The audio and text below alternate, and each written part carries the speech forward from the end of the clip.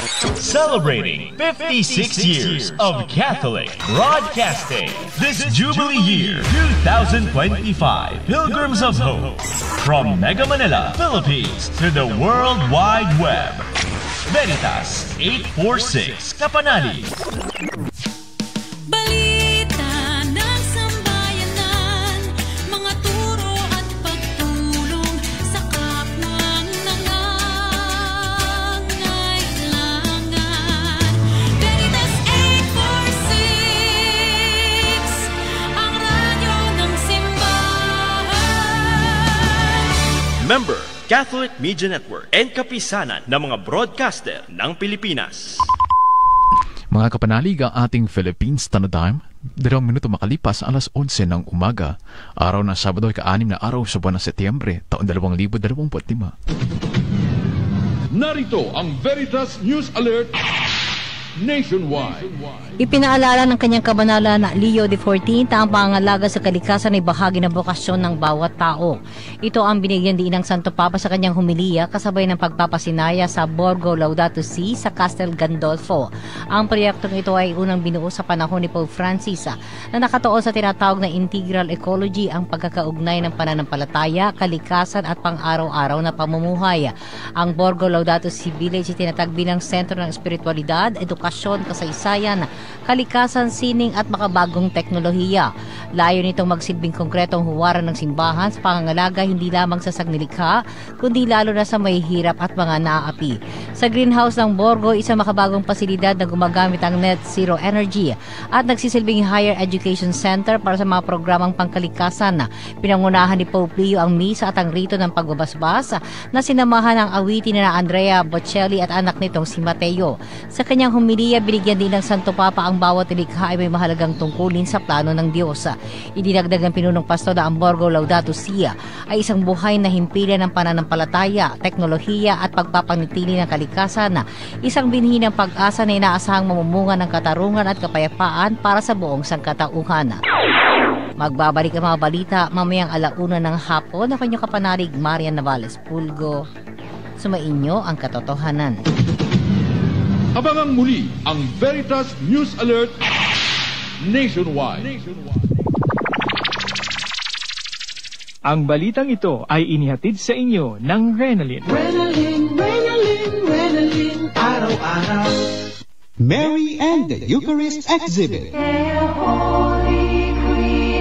Makisa at saksihan ng iba't ibang imahen ng mga titulo ng mahal na Birheng Maria, mga Marian images at Eucharistic miracles. Ngayong 1 ng Setyembre, Mary and the Eucharist Exhibit. Simula September 3 hanggang September 11, 2025 sa Activity Center, Upper Ground Level ng Fisher Mall, Quezon City. Mary and the Eucharist Exhibit. Tara na't patatagin ang ating debosyon sa mahal na Birhen bilang bahagi sa pagdiriwang ng kanyang kaarawan ngayong 1 ng Setyembre.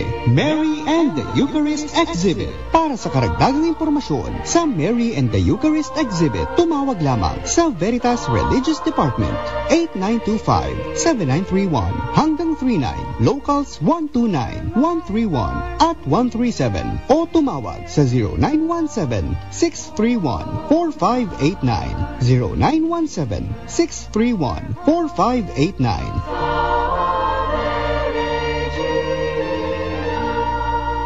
Ang Mary and the Eucharist Exhibit ay hatid sa inyo ng mga sumusunod. Lagundex. Basta ubo, ilagundex mo. Word and Life Publication. Programang titimbang ng katotohanan sa usapang panlipunan. Veritas.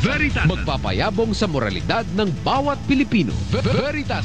Magsusulong ng mga doktrina ng simbahan sa sektor ng ekonomiya, politika, kultura at kalikasan. Veritas. Tuwing Sabado, kasama si Reverend Father Jerome Ceciliano. Veritas.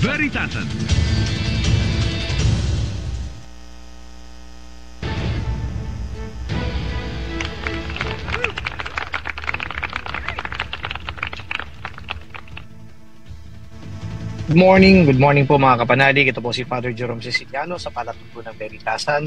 Pasensya na po kayo dahil galing pa po ako sa isang panayam at kapapark ko lang po dito sa EDSA Shrine. Okay? So hindi pa po tayo kumbaga ay nakasettle at itutuloy-tuloy po natin ang ating programa At kasalukuyan po na makakapanayam po natin si Attorney Joel Butuyan po ng International Criminal Court. At pwede ho ba na magpakilala muna tayo sandali, ay yung ating pong Veritas, para at least po makapasok po muna tayo doon sa ating studio. Okay, pakilala po muna tayo sandali.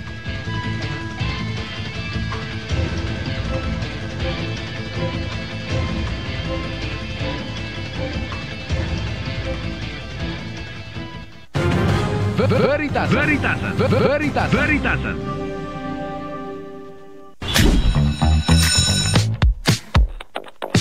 Inihahandog ng Centro Escolar University Manila, CEU Communication and Media Society at Radyo Veritas 846. Ang pagbabalik ng mga kwentong napapanahon, makabuluhan at tatatak sa kamalayan ng bawat kapanalig. Mula sa Mendiola, hatid ay liwanag ng pag-asa. Ito ang CEU Manila Campus Hour Season 12, Sinag Sentro. Maririnig na ngayong Setyembre tuwing Sabado, 1:00 hanggang 2:00 ng hapon. Kasama ang mga bagong kapanalig na sina Catherine Pua at Zach Punzal. Ito ang Sinag Set. Ang sinag na nagbibigay saya sa sentro, aaninan ng madla.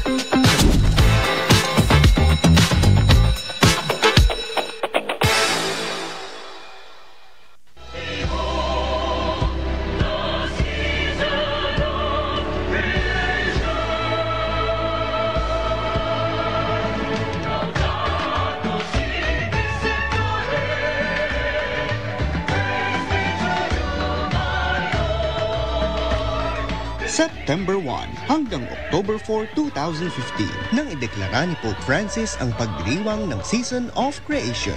Ang ating kalikasan ay dapat alagaan sapagkat ito'y paggalang sa Panginoong lumikha, mas makabubuting makinig, magmasid, magsuri at kumilos upang matugunan ang hinaing ng daigdig. Ito ay isang paanyaya na maipanumbalik ang magandang ugnayan ng bawat nilalang sa dakilang manlilikha. Season of Creation.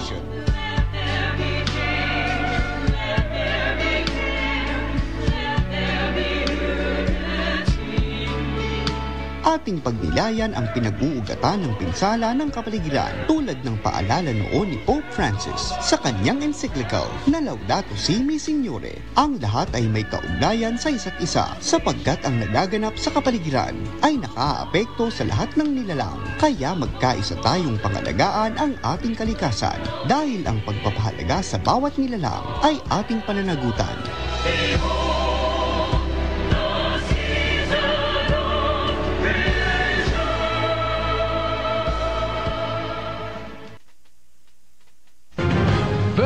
Veritasan.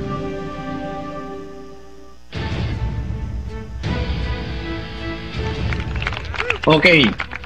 Good morning po ulit mga kapanalig at pasensya na nga dahil sunod-sunod po yung ating activity. Kanina po galing pa ako ng Sampaloc para magbigay naman ng talk sa mga paret, mga leaders. Attorney Joel, andiyan na po kayo. Maraming salamat po sa pagpapaunlak. Thank you po. Salamat po, Father Jerome, at sa lahat ng ating mga nakikinig ngayong umaga. Okay. Diretso po kagad tayo kasi naghihintay na kayo dyan. Nakakaya naman po sa inyo. Ito po yung pagbabasa ngayon ng charges sa ating Pangulo, dating Pangulong Duterte. Ano po bang dapat na malaman dito ng taong bayan? Bigyan niyo po kami ng rundown sa process, anong expect natin bilang mga Pilipino para at least hindi naman tayo blindsided sa mga pangyayaring ito. Tama po yun, Father Jerome, no? 2 linggo na lang po at mangyayari na yung tinatawag na Confirmation of Charges hearing na mag-uumpisa sa September 23 at magtatapos sa September 26. Sa 4 na araw na ito, ilalatad ng prosecution kung ano talaga yung formal na mga krimen na isasampa, no, sa dating Pangulong Duterte. At iprepresenta nila yung limited na ebidensya na pangsuporta, no, para formal na tukuyin talaga kung ano yung charge. Tapos magprepresenta rin ng ebidensya or argumento ang depensa, ang abogado ni Mr. Duterte, para sabihin na kulang ang ebidensya, dapat i-dismiss yung kaso o kaya walang jurisdiction ang ICC, no. And papakinggan din yung abogado ng victims, ng mga biktima, yung Victims Council na nasabi, at magbibigay din ng punto nito at argumento nito. Pero Father Jerome, between now and September 23, maraming mga initial na mga issues na inaabangan natin na po pwedeng pagdesisyonan ng ICC, no? 5 yung natukoy ko. Unang-una, yung mga victim participants, yung mga biktima na nais mag-participate sa confirmation of charges, mga 322 na yung nag-indicate na application forms, pwede hong dumami yan kasi isang application form pwedeng 5 na membro ng pamilya, so pwedeng more than 500 or 600, no? Pangalawa, i-determine ng ICC kung sino ang permanenteng tatayo na Victims Council, kasi sa ngayon temporary pa lang yung parang in-house counsel ng ICC, no? Ang pangatlo, yung issue ng challenge on jurisdiction. Sinasabi ng depensa na wala ng jurisdiction ng ICC dahil hindi na tayo miyembro, no? Pang-apat, yung request for interim release ni Mr. Duterte, yung kanyang request na lumabas muna siya sa detention facility at payagan na tumira sa isang bahay sa isang bansa na pumapayag, no? At yung panglima, yung disqualification na hiniain ng depensa laban kay ICC prosecutor Karim Khan. So yung 5 issues na yon ang ating inaabangan na pwedeng desisyonan bago September 23 or ilan dito pwedeng after September 23, Father Jerome. Okay, thank you for that. I-clarify ho natin yung una, yung determination kung sino yung magpa-participate dito po sa kasong ito when it comes to the victims, including the families. Nung nagbigay po kayo ng figure, mga 300 to 500, anong ibig pong sabihin nito? Sila ba ay pupunta ng dahig? Hindi po sila kailangan pumunta, Father Jerome, kasi iba yung mga victim participants, iba yung mga witnesses ng prosecution at Victims Council later on, no? Itong mga victim participants na nag-a-apply ngayon, gusto lang nilang maging parte ng proseso, gusto nilang madinig ng ICC chamber yung kanilang views and concerns, unang-una dito sa mangyayaring confirmation of charges. So kumbaga, meron silang karapatan na magsabi na ito yung aming gustong maging abogado, na magsasabi kung ano yung mga views and concerns namin sa lahat ng issues na tatalakayin dyan sa may confirmation of charges hearings, no? Tapos sila rin later on, they can participate sa trial through their counsel, and then pag na-convict na si Mr. Duterte, yun na po yung tinatawag na reparation stage, yung pag-uusapan yung danyos para sa mga victim participants, Father Jerome. So ano po bang extent ng participation nitong families ng victims? Paano po sila makakapag-participate? Magpa-participate po sila, Father Jerome, through a council of their choice. Magde-designate sila ng council of their choice na tatayong representative nila sa hearing at ipaparating nila sa kanilang council kung ano yung gusto nilang sabihin sa korte. Tapos sa trial, magkakaroon din ng opportunity later on na magpe-present ng mga witnesses, no, yung Victims Council. So hindi lahat ng mga victim participants kailangang magtestigo, pipiliin lang, sampling lang yung iprepresenta ng Victims Council later on, Father Jerome. Pero sa reparation stage, yun na yung titignan ko ano yung danyos na suffered by each and every victim participant. Yung po bang sasabihin nila sa kanilang counsel, magiging part 2 ito ng kaso? Meaning to say na dahil sa sinabi nila, ito ay pwede magdiin din sa Pangulong Duterte? Ganun po ba yung nature nito? Yung kanila pong participation? Pwede po, Father Jerome, no? Pero lilinawin natin na ang pag-determine kung ano yung mga charges, ano yung mga krimen na ihahain sa korte, sa ICC, yun yung function niya ng prosecutor. Kasi prosecutor. Yung criminal aspect yung prosecutor talaga, yung may toka dyan, no? So sila yung magsasabi kung sino yung mga magiging testigo on the criminal aspect of the case, no? Pero meron ding opportunity for the victims to present evidence, no, to bolster their claim for reparations later on, and necessarily matatouch din yung criminal aspect kasi yung entitlement nila to reparation ay talagang naka-anchor din dun sa mga krimen na nangyari. So pwede pa rin hong magpresenta ng pangilan-ilan ng mga biktima yung Victims Council later on. Pag nag-trial na, Father Jerome. So, but when we talk about victims, these are the families of the victims kasi halos lahat ng biktima ay patay na. So ito yung mga next of kin. Tama po ba? Yes, Father Jerome, malalaman natin actually sa September, no, kasi nung nag-apply ng warrant of arrest, ang inapprove lang ng chamber ay yung crime against humanity of murder. Pero alalahanin natin, hindi lang yung murder yung krimen na nangyari ng drug war. Ang dami-daming mga illegal imprisonment, may mga torture, may mga sexual violence. So malalaman natin kung i-expand ng prosecutor beyond murder yung charges, in which case po pwedeng magkaroon ng mga direct victims, yung mga nakulong, nawala sa proseso, yung mga nagsuffer ng sexual violence at torture. Father John. Okay. Mabuti na lamang po at binanggit ninyo yung parang expanded na charges with quotation kasi hindi pa naman din talaga officially na-charge ang ating Pangulo. Pero ito pala ay pwede din yung mga torture, kung siguro may sexual violence. Pwede ho bang ipasok yan dito sa ICC? Yung ganun pong mga kaso?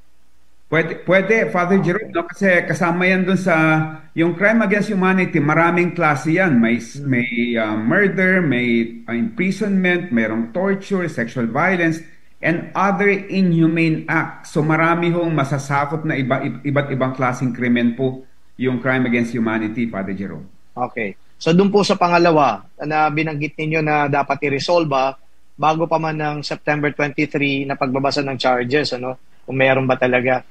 Yung pong abogado, sino ba talagang tatayong abogado? Ang ibig bang sabihin nito, kayo po bilang isang Pilipinong abogado na accredited ng International Criminal Court, pwede kayong tumayong abogado nitong mga biktima? Pwede po, Father Jerome. Sa ngayon, ang inatasan ng chamber ay yung Office of the Public Counsel for Victims. Ito yung in-house Victims Counsel, yes. ICC. Ito yung parang PAW natin, no? So siya yung tumatayo. Pero ngayon, magdidesisyon ang chamber kung magtatalaga ng Permanent Victims Counsel and pwede siyang mag-appoint ng mga Filipino accredited counsels ng ICC. Pwede rin actually ng mga foreign accredited counsels ng ICC ang italaga, Father Jerome. O kaya combination ng mga to, pwedeng OPCV na may kasamang Filipino counsels at pwedeng foreign counsels may kasamang OPCV. So mixture pwede, okay. Father Jerome. Curious lang po ako, Attorney Joel, sa hanay ng mga biktima, sino ba yung napupusuan nila na pwede mag-represent sa kanila bilang abogado nila? Wala pa naman po ba kayong naririnig? Wala po ba kayong, kumbaga, ay ideya patungkol ho dito?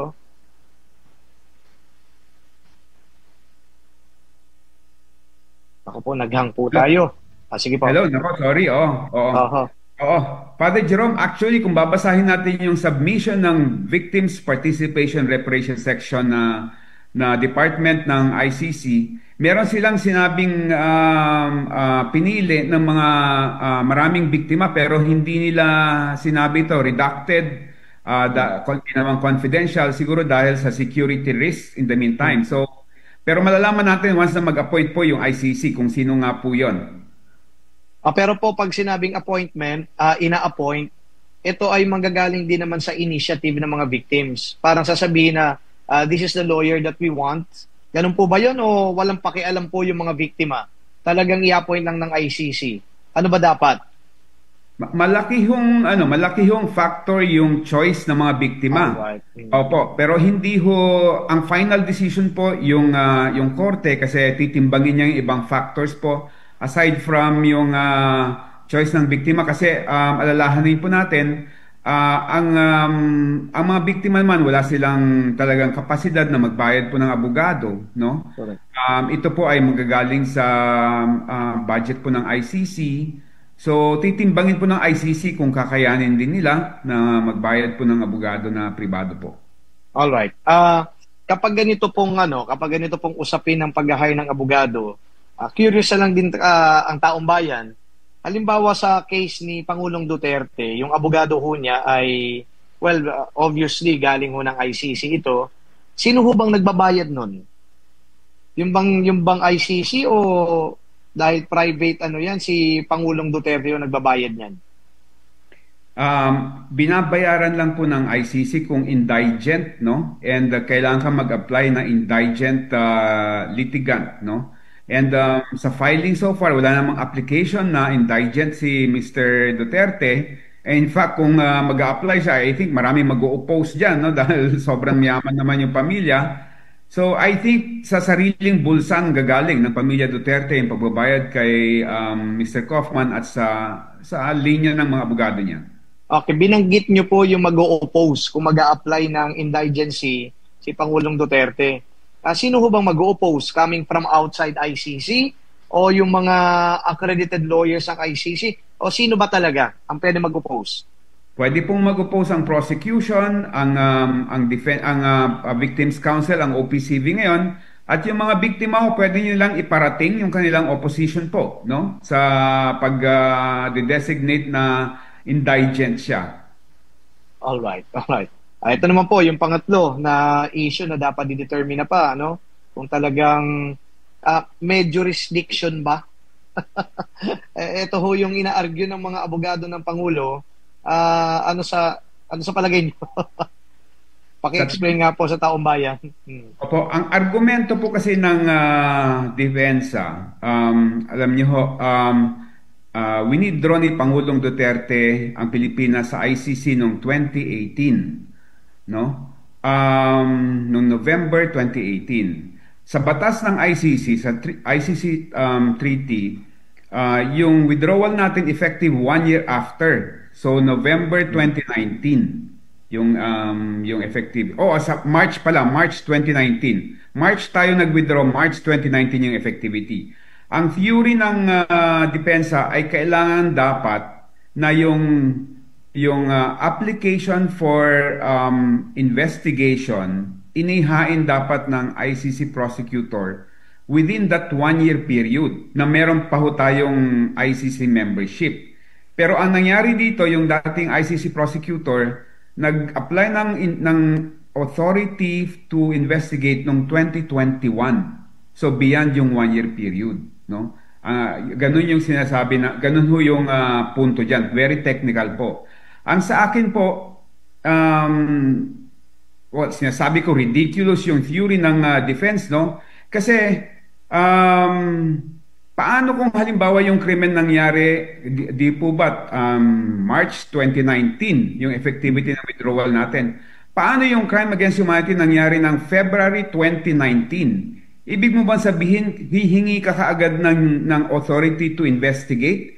Bago ka po manghingi ng authority to investigate, meron pong requirement na bibigyan mo muna ng panahon yung country, yung Pilipinas halimbawa, to do its domestic investigation.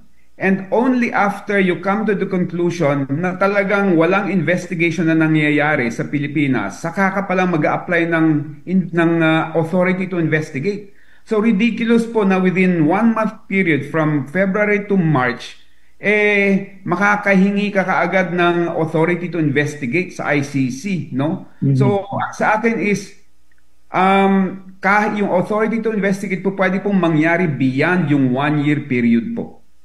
Kasi po imprescriptible yung mga krimen na nangyayari na within the jurisdiction of the ICC, and dapat yung pag-imbestiga nito wala ring prescription. Kahit kailan po pwede imbestigan po. Okay. So yung pang-apat, interim release. Okay? Presumably mag-a-apply for interim release. Saan po bang bansa? Dapat bang miyembrong bansa sa ICC o any country na pwede siyang i-accommodate kahit hindi miyembro ng ICC kung sakali man po na matutuloy yung kanyang interim release? Generally po, kailangan member po ng ICC yung pag-a-applyan, no? Kasi magiging bound siya, no, sa ICC jurisdiction, yung country niyan. Kung hindi yung member country, hindi siya bound sa obligations niya sa ICC. So normally ho talaga, miyembro ng ICC yung magiging host country at papayag itong host country na ito. And normally po, dapat karatig bansa ng Netherlands kasi meron pong obligasyon na mag-attend ng hearing yung akusado kahit na release siya in the interim, no? Kaya sa mga nakaraan, yung bansang Belgium yung nag-agree na maging host country kasi malapit lang po pwedeng balikan po yung pag-attend ng hearing sa The Hague, no? Pero dito sa application ni Mr. Duterte, may sinasabi siyang meron ng pumayag na country and pero hindi sinasabi kung anong country. And sinasabi nila na willing nilang i-waive yung kanilang right to be present during the trial. So merong parang indikasyon na baka hindi karatig bansa ng Netherlands yung sinasabi nilang pumapayag na maging host country, Father Jerome. Okay. Ayaw natin pangunahan yung pre-trial chamber kasi sila naman magdidesisyon po nito. Pero sa nakikita po ninyo na direksyon, pwede po bang ma-release o hindi? Sa akin, malabo, Father Jerome, no? Kung pangahawakan mo ay yung kanyang age at yung kanyang health, no? Yung age, hindi parang sa atin sa Pilipinas sa 40, 80 years old, pinapalabas na, no? Maraming mga nakulong na mga senior citizen na at hindi pinapalabas dahil lang sa age, no? Kung sa health naman, meron ng mga personnel and facilities ang ICC detention facility who can address yung health conditions, no? And kung pakikinggan natin yung mga press conferences ng mga kapamilya ni Pangulong Duterte, sinasabi naman nila na maayos siya, nagsasalita siya, and then nagjo-joke pa nga, bagamat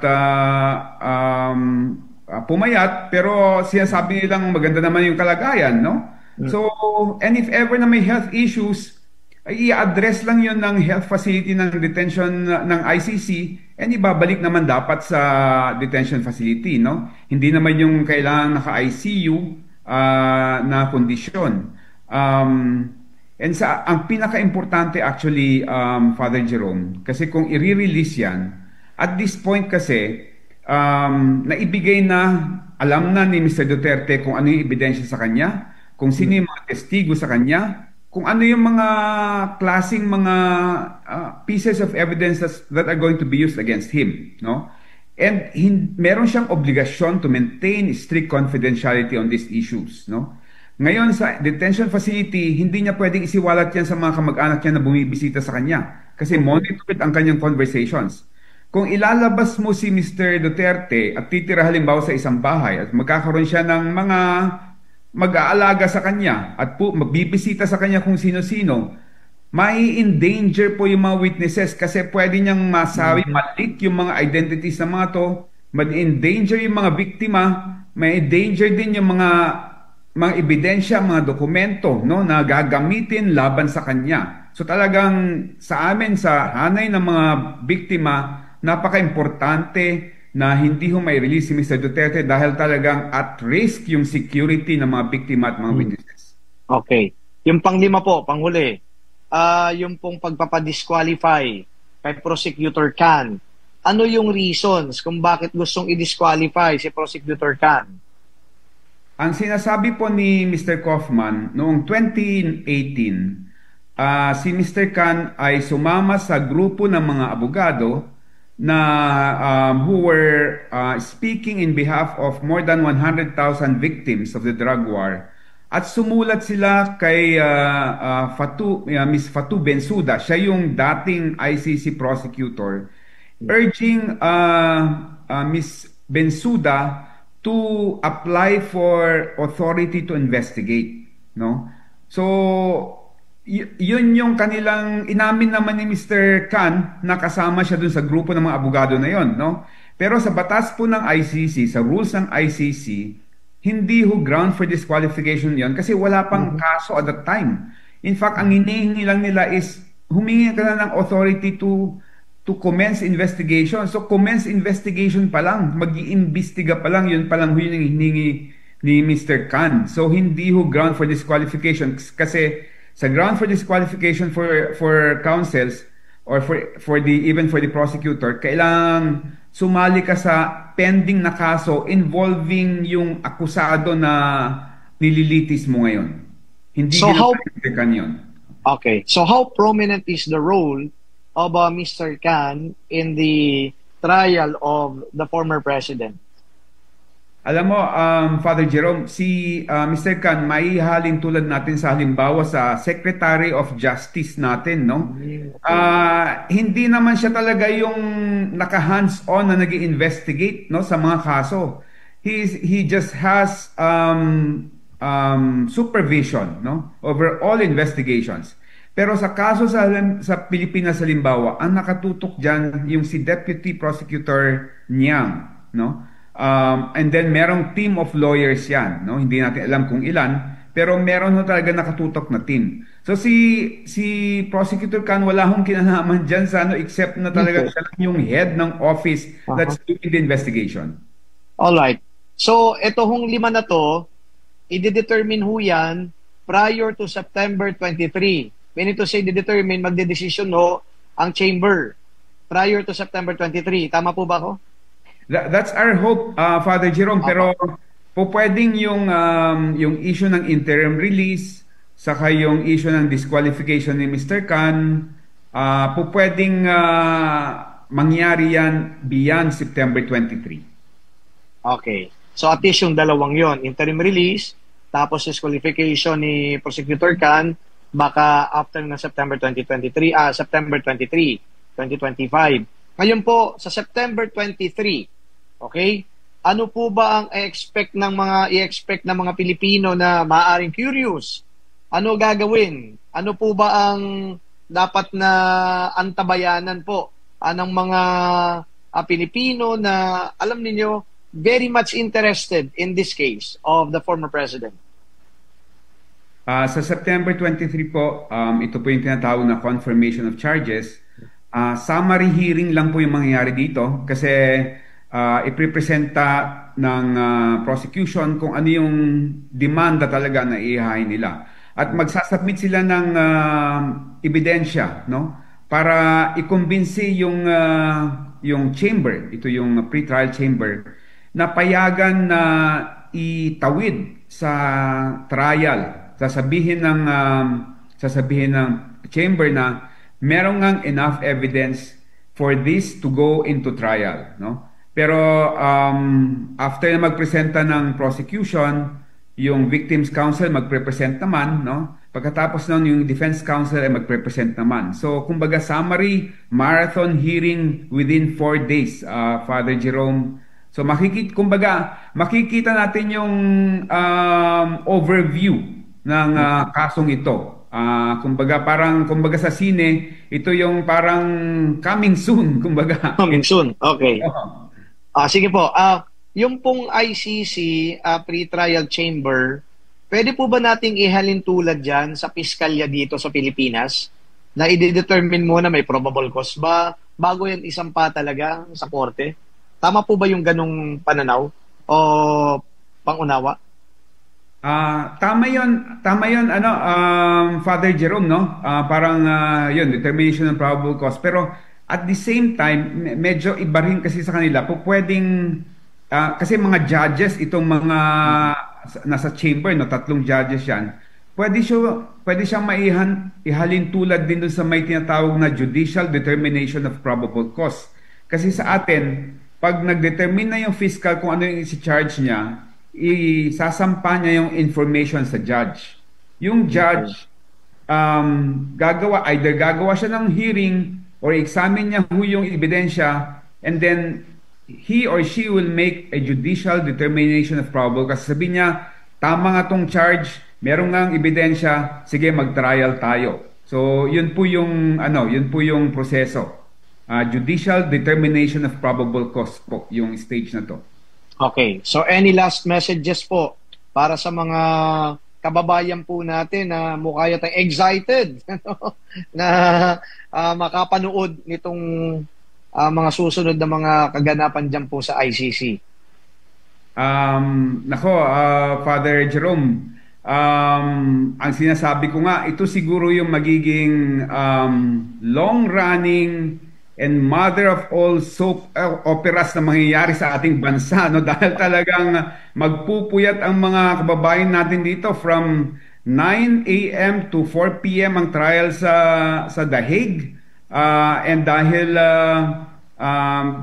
delayed sila by 6 hours, talagang aabot hanggang midnight yung trial ang mangyayari. So marami talaga mapupuyat, and this could go on for like 1, 2, 3 years, no, kung aabot tayo sa trial.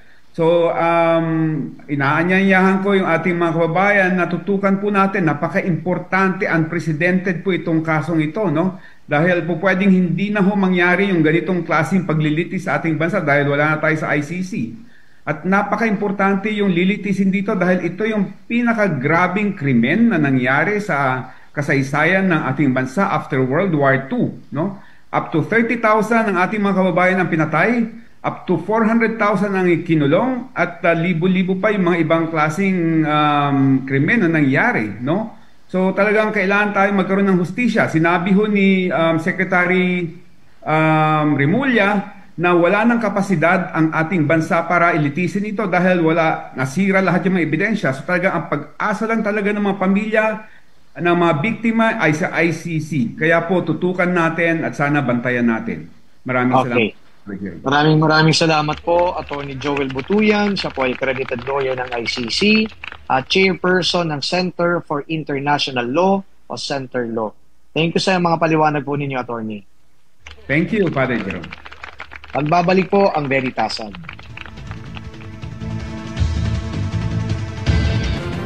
Veritasan.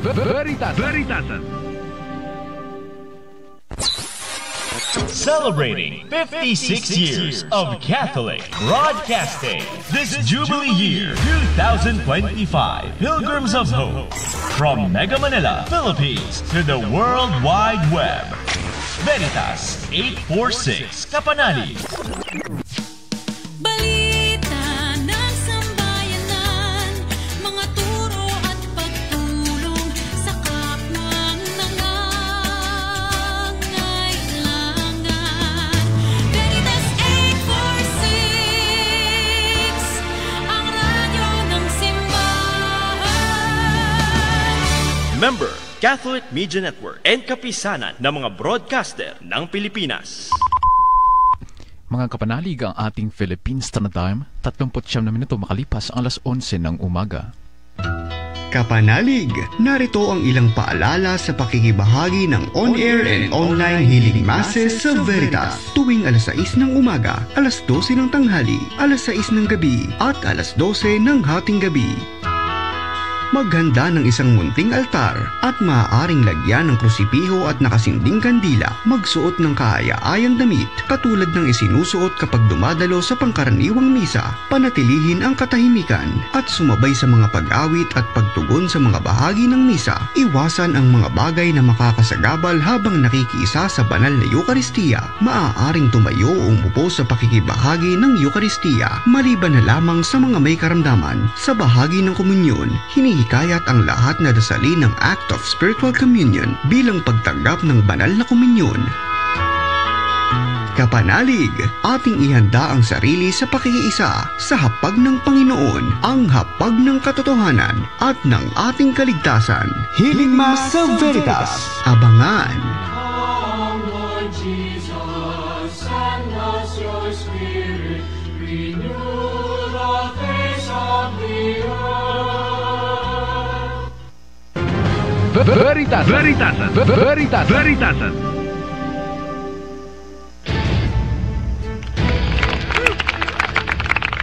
Well, it was a very enlightening discussion with Attorney Joel Butuyan. Tinalakay nga po namin yung ilang mga issue na dapat na desisyonan ng pre-trial chamber dyan po sa International Criminal Court.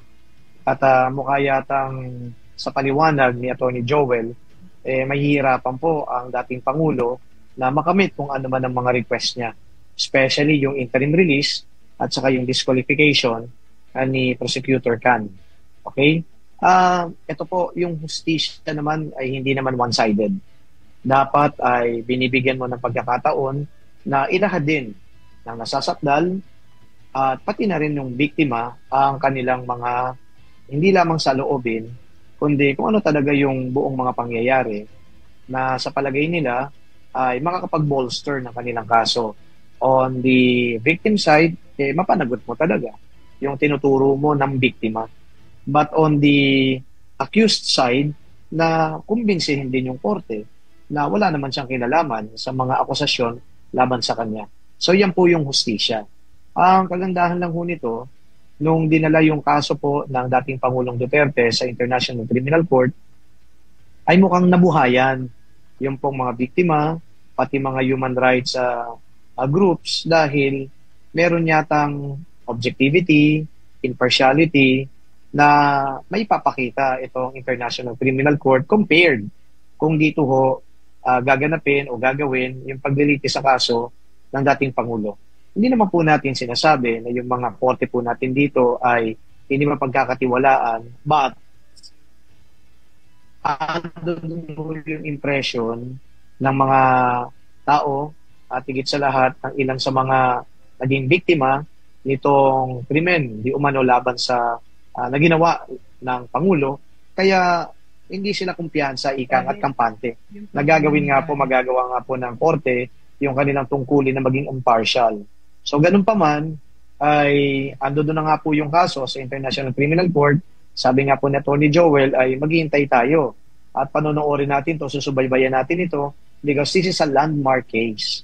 Ngayon lang po yan nangyari sa isang leader ng bansa pa natin, sa isang leader ng Pilipinas, at eto nga, we have to really be concerned about what's going to happen next. Ngayon po, ang susunod nating guest ay isa pong convener o co-convener ng Philippine Coalition for the International Criminal Court, PCICC. Siya po ay si Doktora Aurora Parong. Magandang umaga po sa inyo, Doktora. Father Jerome Ceciliano po ito. Magandang umaga po, Father Jerome, at saka tagapakinig ng Veritasan. Okay. Doktora, ano po ba itong Philippine Coalition for the International Criminal Court? Yung PCICC po, isang koalisyon ng mga organisasyon dito sa Pilipinas na noong 2000 hindi pa po itinatayo yung International Criminal Court, nandyan na kami. Kasi kami yung parang nagpaabot sa mga gobyerno, pati na ang Pilipinas, na sana ay maitayo yung International Criminal Court. Dati po kasi 2001 lang po yan naitayo. So nagkampanya kami para makasama po ang Pilipinas doon sa Rome Statute of the International Criminal Court, isang tratado na sinamahan ng Pilipinas noong panahon ni President Benigno Aquino. Okay. Nung sinabi po ninyo na wala pang International Criminal Court noong 2000, ando doon ako kayo, are you referring to ICC in the Philippines or ICC as a whole? ICC po sa international level, doon po sa The Hague.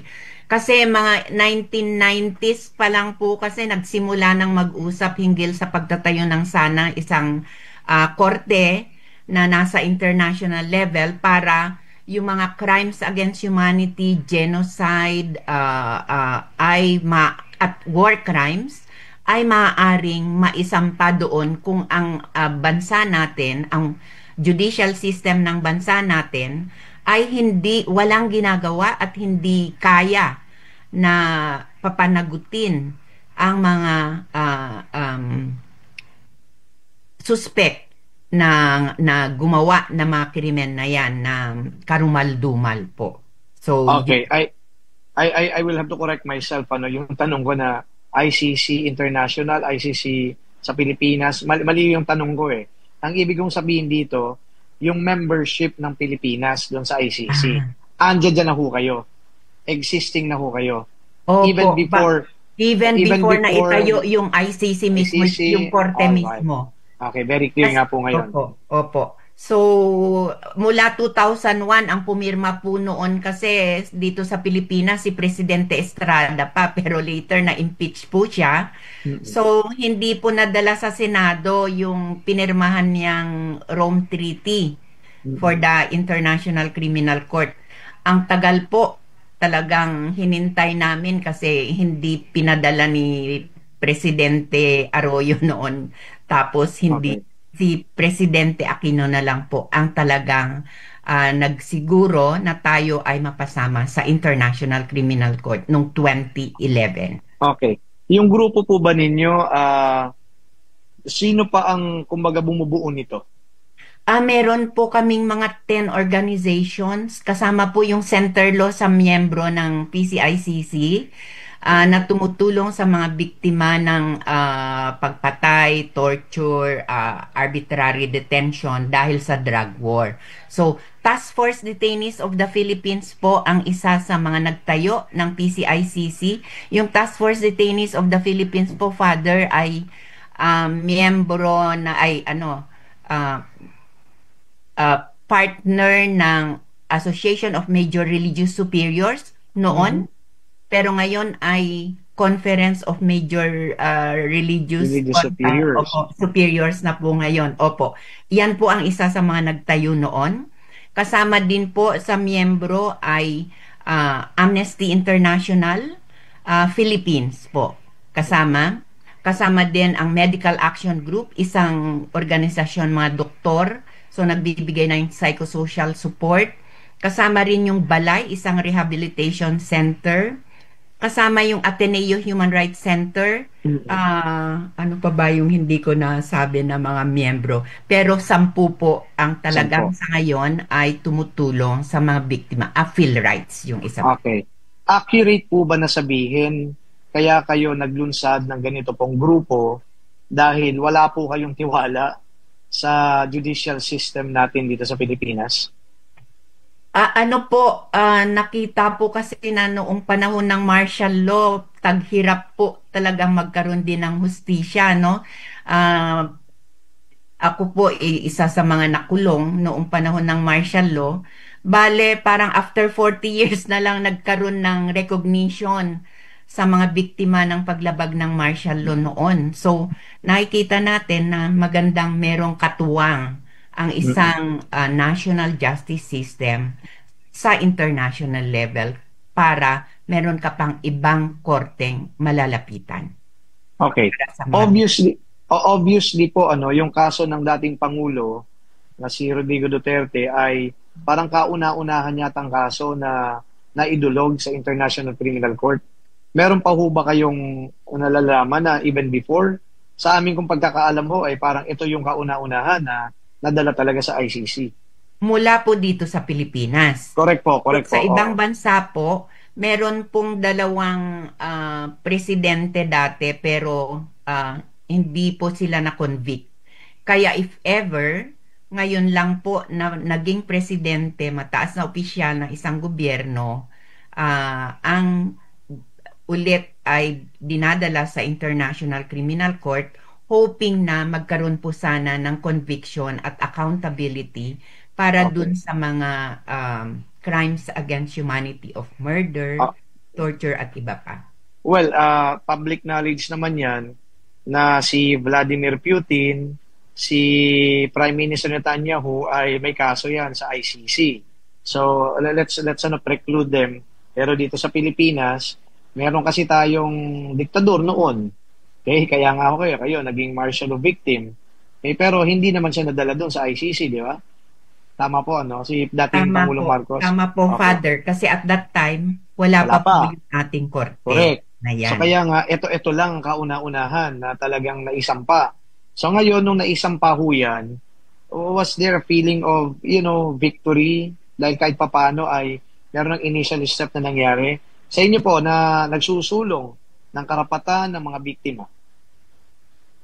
Father, noong 2017 kasi nagsimula ng mag-communicate mula dito sa Pilipinas sa International Criminal Court dahil nahirapan po tayo makakuha ng hustisya dito. So, ibig sabihin, 2017 pa lang, dumudulog na tayo sa ICC. Pero, nitong 2025 na lamang nagkaroon ng warrant of arrest. Kaya matagalan din po yan. Pero at least nung nagkaroon ng warrant of arrest para kay former President Duterte at naaresto siya, syempre po para sa mga biktima na kausap namin at sinusuportahan namin, nagkaroon po sila ng talagang pag-asa na sana magkaroon nga talaga ng hustisya doon. Kasi alam naman po nyo, Father, na dito ay meron lang parang 6 na pinatay dito na nagkaroon ng hustisya kasi siyam na ngayon yung mga pulis na isa kay Kian, 2 sa 2 tao. 6 pala din ng policeman pa rin yung na-convict dahil sa pagpatay. Pero siyempre, marami pa rin po naghihintay ng hustisya dahil hindi sila kasama doon sa nabigyan ng hustisya dito sa bansa natin. Okay. Ngayon po na may mga pamilya ng biktima na naghihintay din ng hustisya, ano po yung ginagawa ng grupo po ninyo para sa mga naulila, para sa mga biktima mismo na nag-survive nitong krimen na ginawa laban sa kanila? Matagal na pong nagbibigay ng mga psychosocial na tulong. Psychosocial. Opo. May mga ilan din po tinulungan para magpagamot. May mga ilan din po na talagang natulungan sa paghahanap ng trabaho, mga ganon. Pero primarily dito po sa paghahanap ng hustisya, kasama namin ang mga abogado kagaya ni na Attorney Joel. Okay, so meaning to say, yung mga abogado po, ini-enlist ninyo free of charge? Sila po ay miyembro ng Philippine Coalition for the ICC, ang Center Law din po. Opo. So kaya nga po, free of charge ba yan?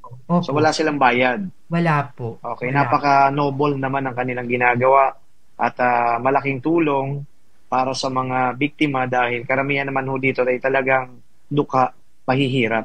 So ngayon, habang umuusad ito pong kaso at naghihintay tayo ng September 23, yung confirmation of charges, ay kayo po, ano bang pinagkakaabalahan ng grupo ninyo ngayon?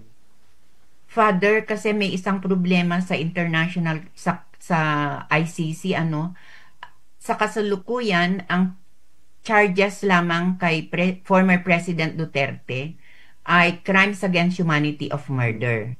So, nakikita po namin na ibig sabihin, hindi makakasama sa ngayon yung mga na-torture, yung na-detene, mga nakulong, no, na arbitraryo, tapos may mga sexual abuse din po. So, ibig sabihin, sana yun po yung aming kinukuhanan ng mga views and comments, ang mga hindi kasama sa current charge against former President Duterte para maipaabot sa International Criminal Court na parang mawawala po sila ng pag-asa ng hustisya sa ICC kung hindi sila maisama. So ito po yung binabanggit kanina ni Attorney Joel na parang expanded charges. Kasi nga po murder lang yung naisama na hopefully ay i-consider. Kasi nga yung crimes against humanity, kasama din dyan yung rape, kasama din yung torture, illegal detention, etc. etc. So we are hoping for that, So yung ganito ho, syempre mukha yatang nananamlay din yan, yung mga biktima. Di ba? So anong ginagawa ho ninyo ngayon? Are you offering them financial support aside from the psychosocial interventions, aside from the, linking them to, job, companies or whatever? Ano pa po ba ang naibibigay pa ninyong tulong? May mga ilang financial support po sa nangangailangan talaga, lalo na kung hindi nila mabili yung gamot nila. At tapos yung paniniguro po na maipaabot ang kanilang mga hinaing sa International Criminal Court, nabibigyan po sila ng konting pamasahe para makapunta sa meeting, may pag-usap sa abogado, mga ganun po. Okay. When you say para maiparating sa International Criminal Court, dito ho yan sa Pilipinas? Dito lang po namin sila kinakausap pero yung kanilang mga hinaing isinusulat po doon sa memo na ipapadala ng mga abogado sa International Criminal Court. Na ito po yung views and comments ng mga biktima o kaya ng pamilya para po makita din ng mga huwes ng ICC na marami pa palang mga biktima hindi kasama dito sa nakasalang na ngayon sa korte. So ito yata yung sinasabing participation, ano? Pino-course through ninyo through letters, yung mga depositions, tapos yung mga lawyer naman na miyembro ninyo, pinapadala naman sa ICC kasi accredited naman din sila. So malaking tulong din po yun. Ngayon po, habang nangyayari ang lahat ng ito, sa pananaw nyo ho ba, hindi lang pananaw, okay, sa saliksik ninyo, yung po bang impunity, human rights violations, crimes against humanity, nangyayari pa ho ba yan ngayon dito sa Pilipinas? Meron pa ho ba yan? Father, nagpapatuloy po ang pagpatay dahil sa drug war Hindi pa rin po binabawi ang memorandum hinggil sa Tokhang. At sa ngayon ay makikita natin na kung ganyan na hindi napapanagot yung mga pulis na talagang bumaril at pumatay, ay talagang magpapatuloy nga talaga yan at saka hindi maibawi yung memo. Pangatlo po, yung meron po tayong batas na talagang very punitive, yung Dangerous Drugs Act. Talagang ang daming nakakulong po ngayon kaya sobra-sobra ang mga nakakulong dahil karamihan ay dahil sa use daw ng droga. So kailangan pong maamyendahan sana yung batas na yan. So ano ho ba yung gusto ninyong mangyari na yung mga drug cases hindi na ikukulong? Ano po ba? Kailangan po may human rights at saka public health perspective. Meron po kasing naa-addict, pero yan should be taken on as a health problem at ma-rehabilitate sila. Tutulungan sila para makaalis sila kasi ibig sabihin po niyan, hindi yung parang ginusto lang niya na maging addict, no? Kundi meron po talaga kasing epekto yung mga prohibited at regulated drugs doon sa katawan ng tao. So i-treat mo yan bilang isang health problem. Hindi po pagpatay. At saka wala po tayong death penalty, Father. Kailangan pong matigil yan. Tsaka, di ba, wala tayong death penalty at saka hindi maaring titlin mo ang buhay ng tao. Okay. Yung death penalty po, meron nag-file sa Senate, si Senator Bato de la Rosa, death penalty for plunder. So baka may balik. But anyway, ang tanong ko ho dito, kayo ho ba kasama sa advocacy ninyo yung paglalabi sa mga mambabatas para Father. Opo, Father. Opo. In fact, yung pag-alis ng death penalty dito noon, kasama yan sa advokasya namin. Kaya natanggal yung death penalty dito sa bansa natin. So anyway, ito pang pag-aamyenda sa batas, itong Dangerous Drugs Act. Kayo ho ba'y nakipag-ugnayan na sa mga kinauukulan para yung gusto ho ninyo na perspective? Opo, Father. Ano ho bang resulta? Opo, Father, na ipaabot namin, naka-attend po kami sa isang National Drug Summit to reform the law and the policies of the Philippine government. Ano po bang naging resulta ng pakikipag-ugnayan ninyo? Nakasulat lamang po ngayon yung mga recommendations namin, pero wala pang batas na wala pang bill na isasalang. Yun po yung pinupush namin na bilisan yan dahil last year pa July ang summit. So mahigit 1 taon na po hindi pa rin po naisasalang yung pag-aamyenda sana sa ating Dangerous Drugs Act. Okay, backtrack lang ako ng konti patungkol po doon sa binanggit ninyo na parang tuloy-tuloy pa rin naman yung tukhang Di ba? Kayo po nagsabi noon na andyan pa rin, hindi pa naman binabawi yung direktiba. Okay, kayo ho ba sa tuloy-tuloy na pagtutukhang ngayon, meron na ho ba kayong natulungan na maghain ng reklamo para yung pulis na di umano ay involved sa ganyang gawain na may panagot. Sa ngayon ho, under the presidency of BBM. Wala pa po kaming na aabot na naging na pamilya ng mga biktima sa ngayon kasi yun pong takot, Father, yung isang problema. Yung mga pinatay nung panahon ni Presidente Duterte, takot. Kahit ngayon, takot pa rin yung mga tao. Okay. Ang hirap po. So, maraming salamat po, Dr. Aurora Parong, co-convener po ng Philippine Coalition for the International Criminal Court. At kudos to your advocacy po at malaking tulong po yan, hindi lamang sa mga biktima ng crimes against humanity, kundi biktima ng karahasan as a whole. Thank you so much po. And we laud you for your initiatives. So mga kapanalig, dalawang aspeto po ng talakayan ang natutukan natin. Yung una yung legal aspect at ito naman ay yung intervention ng mga cause-oriented groups. In both ways, malaking tulong po ito at ito ay wini-welcome natin bilang isa sa mga charitable acts, ika nga, na ginagawa ng mga kababayan po natin. Ang gusto ho natin na magampanan ho dito ay yung kung meron man ho na nangaabuso sa karapatan ng bawat individual, papanagot po natin because abuses should not have a part in our society. Ang tinuturo ng simbahan ho dito ay paggalang, respeto. At kung meron man ho na dapat na magano din, mapanagot din dahil sa ginawa po nilang pagkakamali, ay tingnan ho natin kung ano yung proper na interventions. Halimbawa po, yung drug addiction, sabi niya ni Dr. Aurora ay tingnan din natin sa aspeto ng pagiging humane. Okay? Kasi hindi naman yun yung tipong criminal kagad. Meron pong mga circumstansya na ika nga ay nangyayari sa buhay ng tao kaya sila ay napupunta sa ganung gawain. Hindi patayan kagad. Hindi extermination kagad. Yan din naman ho ang isinusulong ng simbahan.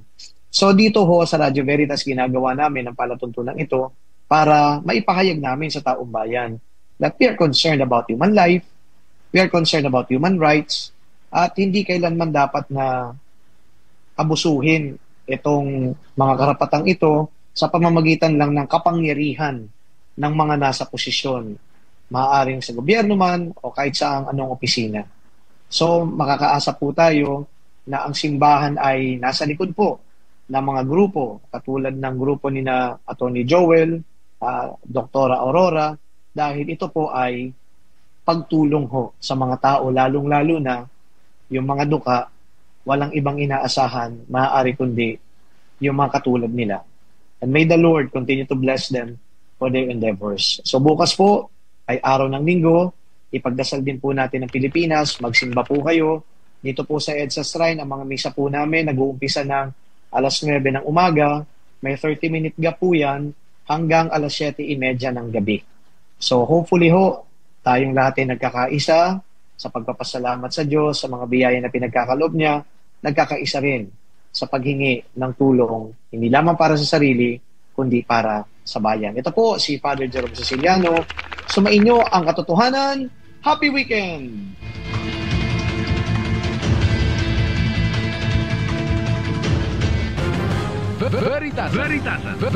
Veritasan.